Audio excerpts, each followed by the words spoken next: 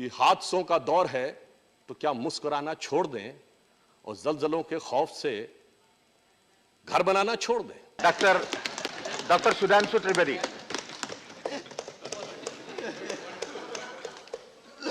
You have 20 minutes from your party.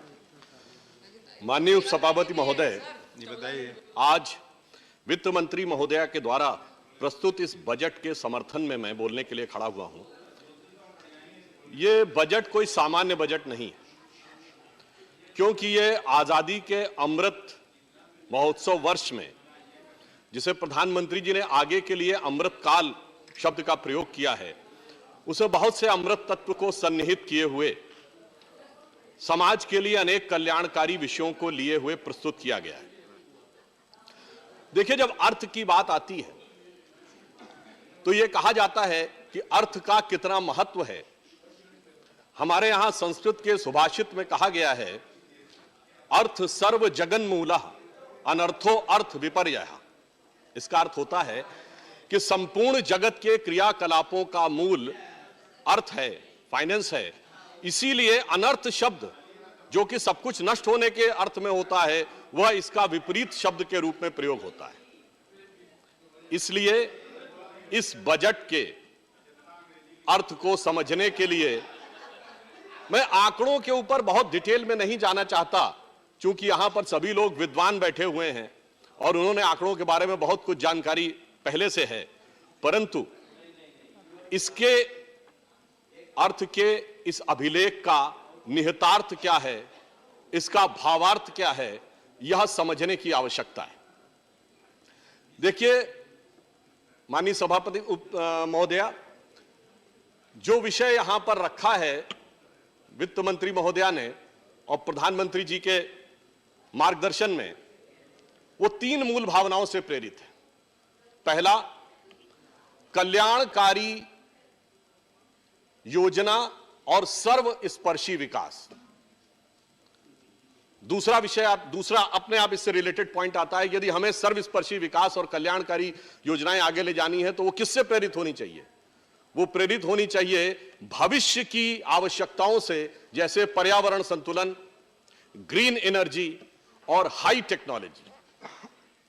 तो अगला चरण, अगला प्रश्न आपके मन में उठेगा कि ये सब यदि संचालित होना चाहिए तो इसके लिए धन की व्यवस्था, संसाधन की व्यवस्था कहां से होनी चाहिए? तो इसमें पब्लिक के साथ साथ प्राइवेट सेक्टर का भी बहुत सक्रिय और सकारात्मक सहयोग के साथ इसमें संसाधन जुटाने की भी व्यवस्था की गई है। तो इसलिए मैं कहना चाहूंगा कि this is a welfare oriented, all inclusive development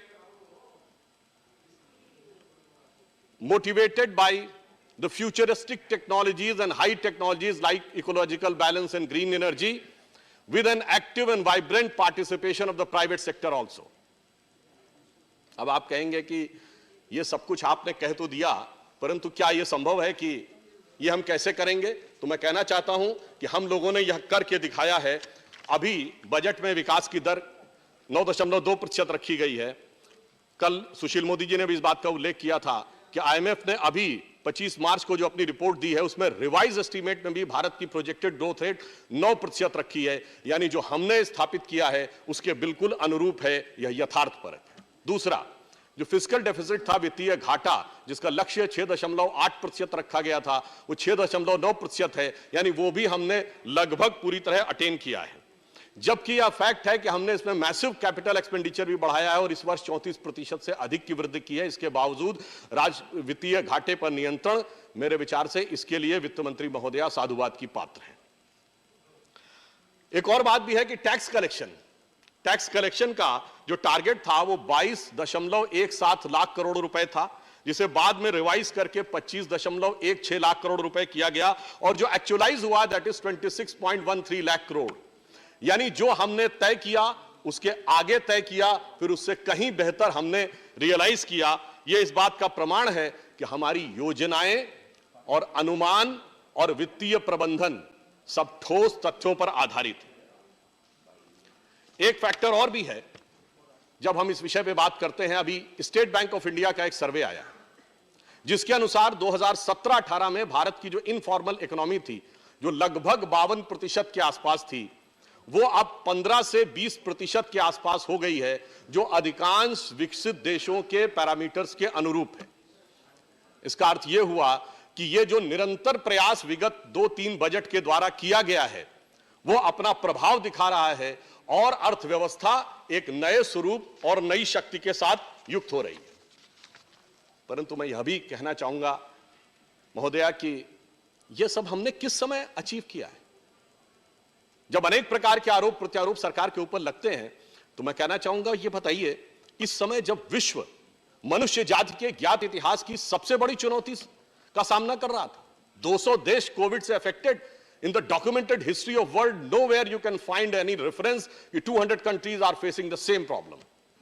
और इतना ही नहीं, अर्थव्यवस्था के फ्रंट पर सन 2020 का वह वर्ष जब इंग्लैंड की ग्रोथ रेट -9.3, अमेरिका की -5.6, इटली, जर्मनी, फ्रांस -10, और उसके बाद यह कहा जा रहा है कि इस परिस्थिति के लिए प्रधानमंत्री मोदी जी जिम्मेदार हैं। मेरे विचार से इतने प्रबुद्ध लोग जो विपक्ष में बैठे हुए हैं, जो अनेक बार विदेश गमनागमन में संलग्न अनेक नेता हैं, कम से कम उनको तो इस बात का ध्यान रखना चाहिए कि पूरे विश्व की अर्थव्यवस्था, विश्व के इतिहास में कोई एग्जाम्पल बताइए जब all G7 countries are having negative growth rate, उस दौर में। और हम इकलौते ऐसे देश थे जब देश के अंदर भी सब मोदी जी पर आक्रमण करने के लिए खड़े हुए थे, परंतु उन्होंने जिस दृढ़ता से परिचय दिया है, चाहे कोई साथ खड़ा था नहीं खड़ा था। मुझे महादेवी जी की कविता की वो पंक्ति याद आती है, जो प्रसिद्ध कविता थी, पंथ होने दो अपरिचित, प्राण रहने दो अकेला, अन्य होंगे चरण हारे, और हैं जो लौटते दे शूल को संकल्प सारे, चिरवृत्ति निर्माण उन्मद, यह अमरता नापते पद, बांध देंगे अंक संस्कृत से तिमिर में स्वर्ण बेला, पंथ होने दो अपरिचित, प्राण रहने दो अकेला। आगे विचार किया गया बजट में, तो एक और तथ्य जिसकी तरफ लोगों का ध्यान नहीं था। लोग कहते हैं साहब एक्सपेंडिचर के लिए फर्दर लोगों को क्यों नहीं पैसा उपलब्ध कराया जा रहा है। सब प्रकार की व्यवस्थाएं सरकार द्वारा की गई, परंतु एक फैक्ट भी है, पिछले एक वर्ष में जो इंडिया की हाउस होल्ड सेविंग है वो 7 लाख करोड़ रुपए बढ़ी, और हाउस होल्ड डेट 18,000 करोड़, और यहां तक कि जो 45 करोड़ जनधन अकाउंट हैं, जिसमें सबसे गरीब और वंचित और निर्धन लोगों के अकाउंट हैं, उसमें सेविंग्स में 39,000 करोड़ रुपए की वृद्धि हुई है। यह इस बात का प्रमाण है कि पेंडेमिक के इस दौर में एक मनोविज्ञान है कि जनता अभी बचत की तरफ ज्यादा ध्यान दे रही है, क्योंकि उन्हें लग रहा है कि शायद कोविड काल पूर्णतः समाप्त हो जाए, तब वो सामान्य आर्थिक गतिविधियों में आएंगे। और वित्त मंत्री जी ने पूरी संवेदना के साथ इस विषय का ध्यान रखा है कि उन्होंने ना कोई टैक्स लगाया है, ना इंटरेस्ट रेट में कोई कमी की है, यानी जनमानस की उस भावना का पूरा सम्मान उन्होंने यहां पर किया है। अब यह दौर जो दुनिया का एक ऐसा दौर था जिसमें से हम सिर्फ बच के नहीं निकले, हम सिर्फ सरवाइव नहीं किए, बल्कि हमने एक नए सृजन का आधार भी बनाने का प्रयास किया। यह हादसा था, हादसा बड़ा खौफनाक था, पर ऐसा नहीं कि हमने हिम्मत हारी। मैं कहना चाहूंगा कि हमने किस विचार का ध्यान रखा कि हादसों का दौर है तो क्या मुस्कुराना छोड़ दें और जलजलों के खौफ से घर बनाना छोड़ दें। इसलिए हमने एक नई व्यवस्था का निर्माण भी शुरू किया, और व्यवस्था के निर्माण का आधार क्या बनाया? वो आधार जो प्रधानमंत्री जी ने नींव रखी है, जो वित्त मंत्री जी ने अपने बजट में प्रावधान किया है, गति शक्ति। गति शक्ति में चाहे रेल हो, रोड हो, एयरपोर्ट हो, पोर्ट हो, लॉजिस्टिक सपोर्ट हो, मास ट्रांसपोर्टेशन हो, ये 7 इंजन्स ऑफ ग्रोथ जो हमारे एक भविष्य में बड़े भव्य भवन का आधार बनाते हुए दिखाई पड़ रहे हैं। फिर 25,000 करोड़ रुपए नेशनल हाईवे के लिए हो, या रेलवे में एक प्रोडक्ट एक स्टेशन बनाने का हो, यानी भारत के अंदर जो एक सृजनात्मक क्षमता है उसका अर्थ जगत में कैसा प्रयोग किया जाए, उन सारी चीजों का भी ध्यान रखा गया। फिर चाहे मैं बहुत विस्तार में न जाते हुए एमएसएमई में ECLGS को 2023 तक बढ़ाना हो, 5 लाख करोड़ का कवर देना हो, और यह तय करना हो, जो प्रधानमंत्री जी ने भी बोला था कि 200 करोड़ रुपए से अधिक के टेंडर ही ग्लोबल होंगे और उसके नीचे भारतीय कंपनियों और इसका सर्वाधिक लाभ एमएसएमई को ही प्राप्त होने की संभावना है। और मेक इन इंडिया में 60 लाख जॉब क्रिएट होने हो, 400 वंदे भारत ट्रेन चलनी हो, क्या इनमें से कोई भी जॉब क्रिएशन के बगैर होगा? चिदंबरम साहब बोल रहे थे कि जॉब का उल्लेख उन्हें दिखाई नहीं पड़ता है, तो मैं विनम्रता से कहना चाहूंगा भाई, वो हार्वर्ड से इकोनॉमिक्स पढ़े हुए हैं, अगर इतना विकास इंफ्रास्ट्रक्चर में होगा तो क्या जॉब्स उसमें क्रिएट होकर नहीं दिखाई पड़ेंगे? ये सहज स्वाभाविक रूप से समझा जा सकता है। अगला पक्ष आता है सुरक्षा। देखिए, सुरक्षा के मामले में हमारी सरकार ने सबसे बड़ा आमूलचूल परिवर्तन किया है। मैं कभी सोचता था कि हमारा देश चंद्रयान बना सकता है तो मिसाइल क्यों नहीं, अगर मिसाइल बना सकता है तो एसॉल्ट राइफल क्यों नहीं? ऐसा नहीं कि हमारे अंदर क्षमता नहीं थी। डिफेंस प्रोडक्शन हमने शुरू किया था। आपने देखा इस बजट में प्रावधान किया गया कि जितना भी डिफेंस प्रोडक्शन होगा उसका capital 68% capital procurement domestic industry से होगा, यानी हम ग्रेजुअली सेल्फ रिलायंट, आत्मनिर्भर होते चले जाएंगे डिफेंस के क्षेत्र में। और दूसरा काम यह किया है कि अभी तक डीआरडीओ ने जितनी भी रिसर्च एंड डेवलपमेंट किया था उसको अब इंडस्ट्री और एकेडमिक्स दोनों के लिए ओपन कर दिया है, यानी जो कुछ हमने नई टेक्नोलॉजी अर्जित की है अब उसको एक व्यापक रूप से, सहज नैसर्गिक रूप से विकसित होने का आधार भी मिले, यह सुनिश्चित किया है। जबकि डिफेंस सबसे बड़ा मद है, 3.85 लाख करोड़ तो है, और इसमें अगर 1.2 लाख करोड़ जो कि पेंशन में जाता है उसको इंक्लूड कर लें तो 5 लाख करोड़ रुपए से अधिक का मद है। फिर किसान को देखें तो चाहे एमएसपी में 2.37 लाख करोड़ रुपए देना हो, 5 बड़े रिवर लिंकिंग प्रोजेक्ट जिसमें केन बेतवा प्रोजेक्ट के लिए 1400 करोड़ रुपए का स्थापना, इसके साथ साथ स्टार्टअप, कृषि स्टार्टअप के लिए नाबार्ड अब फंडिंग करेगा, फल सब्जी उगाने वाले किसानों को पैकेज मिलेगा, और नई टेक्नोलॉजी के द्वारा किसानों को किस प्रकार से आगे किया जा सकता है। पहले आपने देखा प्रधानमंत्री जी ने जनधन अकाउंट खुलवा के फिर डायरेक्ट बेनिफिट ट्रांसफर और जैम के द्वारा किसानों को सशक्त किया। अब ड्रोन टेक्नोलॉजी के द्वारा चाहे कीटनाशकों का स्प्रे हो, चाहे सीड्स का, बीज का स्प्रे हो, अथवा मैपिंग, क्योंकि एक बहुत बड़ा समस्या क्या होती है ग्रामीण क्षेत्रों में कि मैपिंग उतनी एप्रोप्रिएट नहीं होती, जिस कारण से विवाद होता है, क्योंकि ड्रोन से बड़ी दूर की दृष्टि नजर आती है। तो मुझे ये भी याद आ जाता है, कभी कभी नाम की समानता से याद आता है, आचार्य द्रोण भी थे जिनको बड़ी दूर की दृष्टि नजर आती थी, मगर क्या करें, युवराज के हट के आगे विवश थे। ऐसे ही कुछ एक अनुभवी दूरदृष्टि वाले व्यक्ति हैं उधर भी, मगर इतिहास ऐसा है कि आज भी वो युवराज के हट के आगे विवश है। अब चाहे 80 लाख मकान देना हो, 3.6 करोड़ लोगों को नल से जल देना हो, ये सारी बातें जो लोग कहते हैं बड़ी मजे की बात कहते हैं महोदया की गरीबी की बात, मगर एक बड़ा विचित्र अर्थशास्त्र है भारत की राजनीति में। जो कहते हैं गरीब और वंचित की बात, उन्हीं के नेता देखते देखते सबसे पहले सैकड़ों करोड़ की संपत्ति के मालिक हो जाते हैं।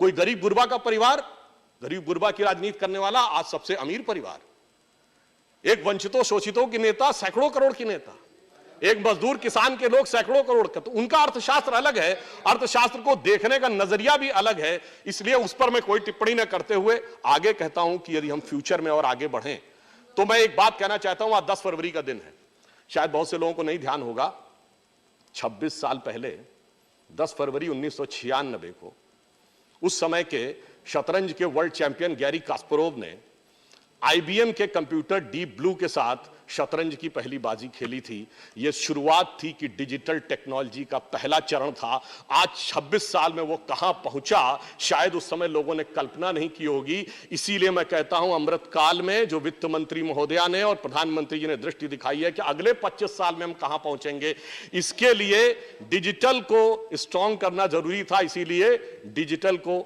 इंफ्रास्ट्रक्चर को, डाटा को इंफ्रास्ट्रक्चर का दर्जा दिया गया है, और एक जो डिजिटल डिवाइड है अर्बन और रूरल में, उसको भी समाप्त करने का प्रयास किया गया है। आरबीआई ने डिजिटल करेंसी शुरू की है, यानी हमने आगे की दृष्टि देख ली है कि आने वाले समय में कितना बड़ा परिवर्तन होगा, भविष्य में नई टेक्नोलॉजी का किस प्रकार से यूज होगा। चाहे सोवरिन ग्रीन बॉन्ड हो, पिछली बार आपने ध्यान दिया हो कि हाइड्रोजन एनर्जी का पिछले बजट में उल्लेख था ताकि वो आगे बढ़ सके। इस बार 2030 तक 280 गीगावाट सोलर एनर्जी के उत्पादन का लक्ष्य भी सुनिश्चित किया गया है। इसलिए मैं कहना चाहता हूं कि इस बजट में जवान के लिए भी है, किसान की भी भविष्य की व्यवस्था है और विज्ञान के भी भविष्य की व्यवस्था वित्त मंत्री महोदया ने सुनिश्चित की है। अब एक और विषय है, निगेटिव ग्रोथ रेट कही जाती है कि हो गई कोरोना काल, मगर मैं याद दिलाना चाहता हूं आपके माध्यम से सदन के लोगों को, ये 2022 का जो वर्ष है, यह निगेटिव ग्रोथ रेट का भी स्वर्ण जयंती वर्ष है। 1972 में भी भारत की ग्रोथ रेट -0.55% थी। तो जब यह कहा जाता है पहली बार निगेटिव ग्रोथ रेट हो गई, तो मैं सुलभ संज्ञान के लिए बताना चाहता हूं 4 बार इस देश की निगेटिव ग्रोथ रेट रह चुकी है, और हम तो उस दौर में, जब पूरी दुनिया के इतिहास का यह सबसे बड़ा दौर था, उसमें निगेटिव ग्रोथ रेट थी। परंतु अगली बात आती है कि इन्फ्लेशन, महंगाई, आज 5.59% का इन्फ्लेशन है। भारत सरकार के असेसमेंट को लेकर अगर इनके मन में कोई संदेह रहता है, तो इवन राइटर्स ने भी जो अपना असेसमेंट किया उसमें 5.8% कहा है।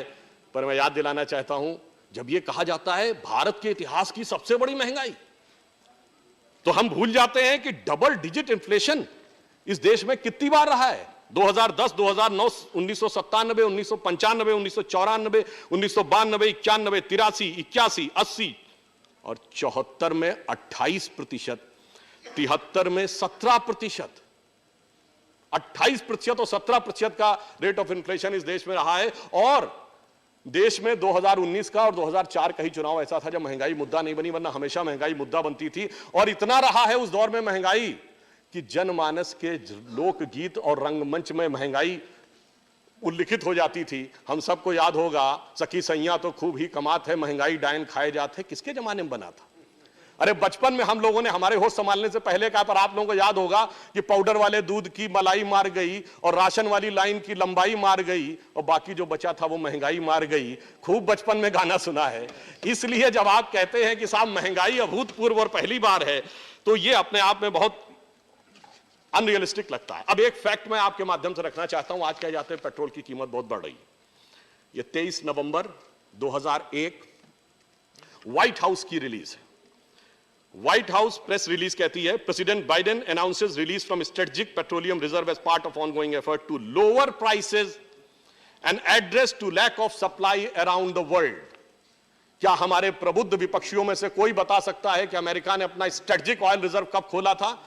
ये बताइए। ये व्हाइट हाउस कह रहा है कि दुनिया में महंगाई बढ़ रही है, ये भी मोदी जी जिम्मेदार हैं इसके लिए। इसलिए ये जिस प्रकार की वैश्विक परिस्थितियां और यथार्थ था, उसे समझने की जरूरत है। दर्जन भार, 12 बार दहाई अंक तक रह चुकी है महंगाई, तो दर्जन भार जिनकी महंगाई दहाई अंक को पार करे, जब वो महंगाई की दुहाई दें तो उसमें सच्चाई नजर नहीं आती है। अब एक बिंदु और भी कहना चाहूंगा, जिसे आपने देखा कल हमारे कम्युनिस्ट पार्टी के नेता बड़े ही शिद्दत के साथ मार्क्स को कोट कर रहे थे। देखिए, मार्क्स यानी कम्युनिज्म और कैपिटलिज्म, ये माना जाता दोनों एक दूसरे के विरोधी हैं। हमारे विपक्षी दल लंबे समय सत्ता में रहे, एक समय एक विचारधारा को माना, दूसरे समय दूसरी विचारधारा को माना, परंतु दोनों में कोई झगड़ा नहीं है। सब कहते हैं कि धन संसाधन है, प्रकृति का भयंकर दुरुपयोग करो, जितना हो उतना अधिक से अधिक पैसा होगा, सिर्फ वही सुख का कारण बनेगा। और धन एक संसाधन है, मानव भी एक संसाधन है, प्रकृति भी एक संसाधन है, केवल ओनरशिप का झगड़ा है। एक कहता है सरकार के पास रहना चाहिए, एक कहता है प्राइवेट रहना चाहिए, बाकी दोनों पूर्णतः भौतिकवादी हैं। हम जब मानते हैं तो हम धन को संसाधन नहीं मानते, हम उसको लक्ष्मी माता मानते हैं। इसलिए उसमें चेतना देखते हैं और स्नेह देखते हैं, इसलिए वो सबको समान रूप से अपना जो लाभ है वो पहुंचाने का प्रयास करती है।